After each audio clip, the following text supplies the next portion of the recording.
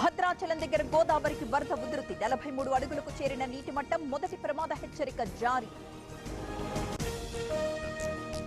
ప్రకాశం barrage కి పోటెత్తిన వరద 70 గేట్లెత్తి దిగువకు నీటి విడుదల లోతట్టు ప్రాంత ప్రజలు అప్రమత్తం. పి గన్నవరం మండలంలో వరద ఉధృతి చాకలిపాలెం కనకాయలంక కాజువే మునక ప్రమాదపు టంచిన లంక ప్రజల రాకపోకలు.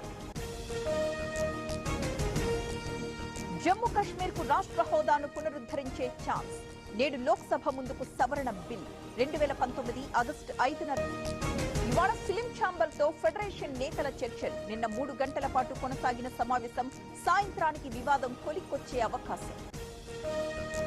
ఎస్పీ డీసీఎల్ సీఎండీతో ఈ రోజు కేబుల్ జేఏసీ భేటీ. చర్చలు విఫలమైతే కార్యాచరణ ప్రకటించే యోచన. ఇంటర్నెట్ సేవలు నిలిపేస్తామని హెచ్చరిక. జస్టిస్ ఘోష్ కమిషన్ పై హైకోర్టుకు కేసీఆర్, హరీష్. కమిషన్ నివేదికను నిలిపివేయాలంటూ విజ్ఞప్తి. 2 పిటిషన్లు నేడు విచారణకొచ్చే అవకాశం.